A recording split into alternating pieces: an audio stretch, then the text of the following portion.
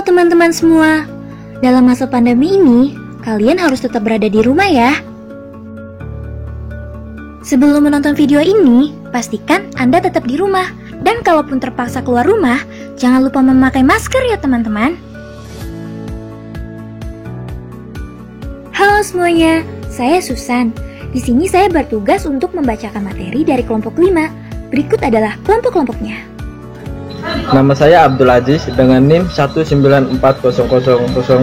Nama saya Fitriani dengan NIM 19040008. Saya EN Narasati Pratiwi, NIM 19040014. Nama saya Febria Syuira Putri, NIM 19040002. Nama saya Lisa Syafiqatul Mahdia, NIM 19040026. Saya Nadianti Paradela dengan NIM 1904003. Nama saya Nimas Titri Adrani Sopwan dengan NIM 19040039. Saya Rinaldi Nurdayanto dengan NIM 19040046. Kami dari kelompok 5 ingin menjelaskan materi kimia farmasi analisis data Tentang titrasi asam basa. Yuk kita simak videonya bareng-bareng. Titrasi asam basa.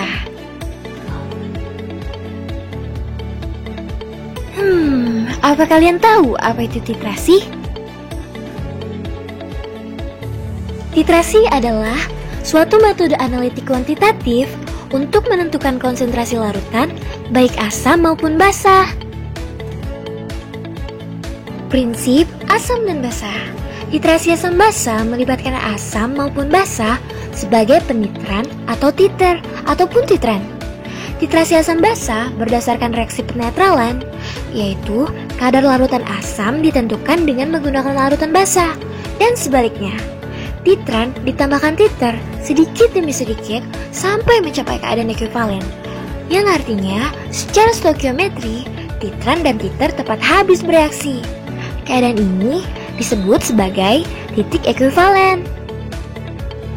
Pada saat ekuivalen ini, maka proses titrasi dihentikan. Kemudian kita mencatat volume titer yang diperlukan untuk mencapai keadaan tersebut. Dengan menggunakan data volume titran, volume dan konsentrasi titer, maka kita bisa menghitung kadar titran. Kurva titrasi asam basa.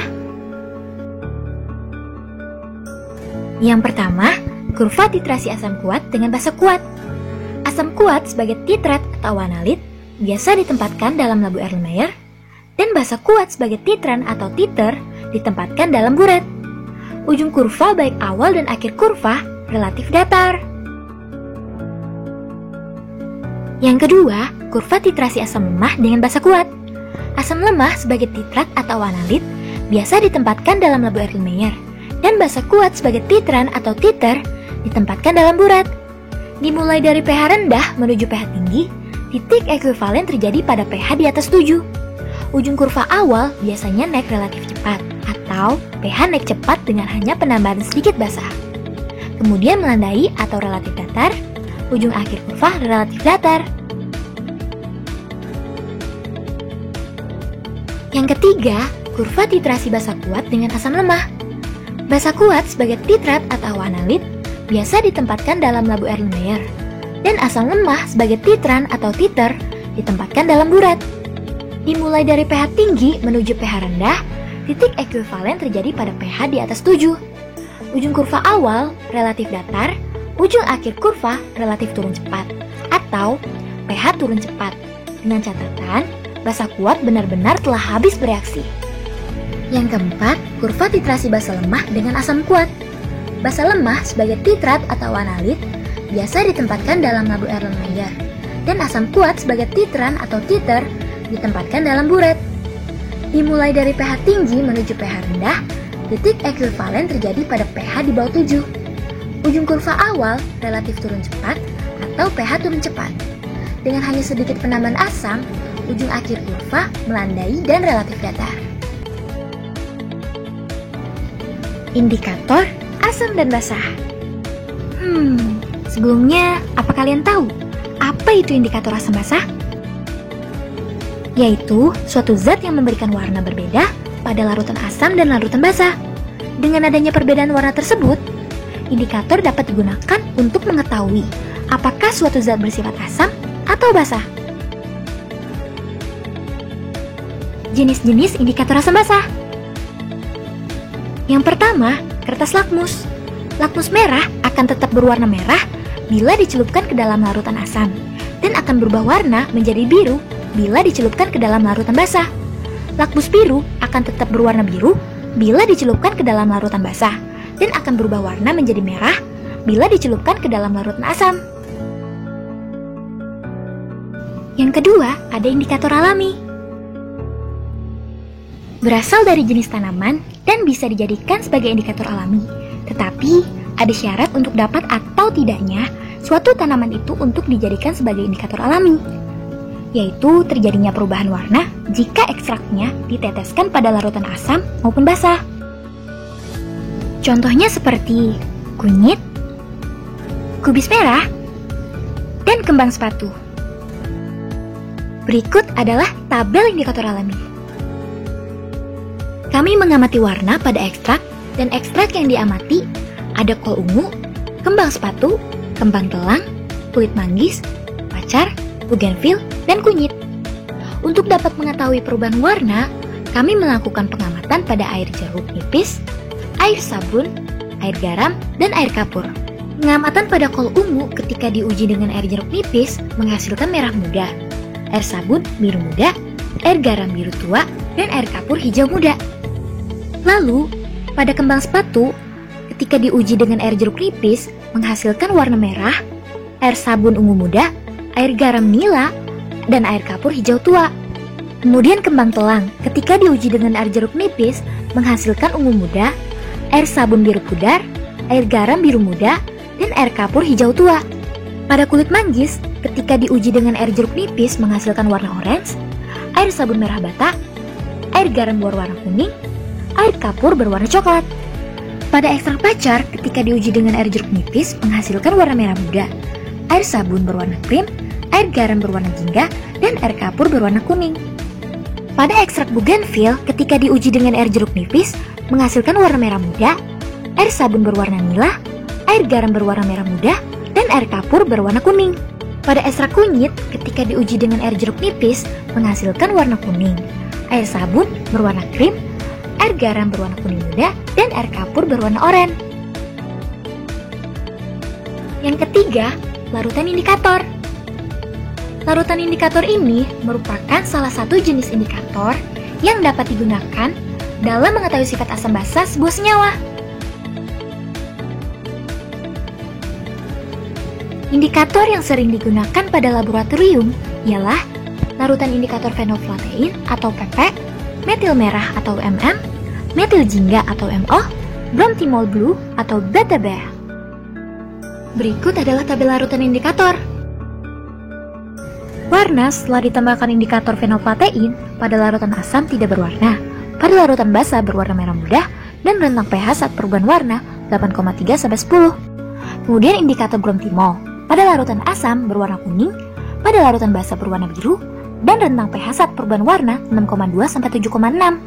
Kemudian indikator metil jingga pada larutan asam berwarna merah, pada larutan basa berwarna kuning, dan rentang pH saat perubahan warna 3,1-4,4. Terakhir, indikator metil merah pada larutan asam berwarna merah, pada larutan basa berwarna kuning, dan rentang pH saat perubahan warna 4,2-6,3. Yang keempat, pH meter, yaitu alat pengukur pH pada suatu larutan dengan cepat dan akurat. pH meter ini memiliki elektroda yang dapat dicelupkan ke dalam sebuah larutan asam basa yang akan diukur nilai pH-nya. Nilai pH tersebut dapat dengan mudah dilihat secara langsung dengan melalui angka yang tertera pada layar digital alat pH meter itu sendiri. Dan yang kelima, indikator universal. Indikator universal ini merupakan indikator yang terdiri dari berbagai macam indikator dengan warna yang juga berbeda untuk tiap-tiap nilai pH antara 1 sampai 14. Indikator universal tersebut ada yang berupa sebuah larutan dan juga ada yang berbentuk kertas. Berikut adalah tabel indikator universal. Rentang pH kurang dari 3 pada asam kuat menghasilkan warna merah. Rentang pH 3-6 pada asam lemah menghasilkan warna jingga atau kuning. Rentang pH 7 pada saat netral menghasilkan warna hijau. Rentang pH 8-11 pada basa lemah menghasilkan warna biru. Dan yang terakhir, rentang pH lebih dari 11 pada basa kuat menghasilkan warna ungu atau violet. Penerapan titrasi asam basah terbagi menjadi 4. Yang pertama, penentuan kadar asam fosfat H3PO4 dalam pupuk. Yang kedua, penentuan kadar asam hipoklorit HClO dalam pemutih pakaian. Yang ketiga, penentuan kadar asam benzoat C6H5COOH dalam desinfektan. Dan yang terakhir, penentuan kadar asam format HCOOH dalam formalin yang digunakan pada industri tekstil.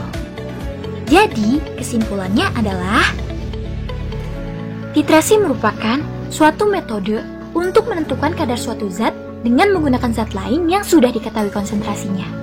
Titrasi biasanya dibedakan berdasarkan jenis reaksi yang terlibat di dalam proses titrasi. Sebagai contoh, bila melibatkan reaksi asam basah, maka disebut sebagai titrasi asam basah. Titrasi redoks untuk titrasi yang melibatkan reaksi reduksi oksidasi. Titrasi kompleksometri untuk titrasi yang melibatkan pembentukan reaksi kompleks dan lain sebagainya.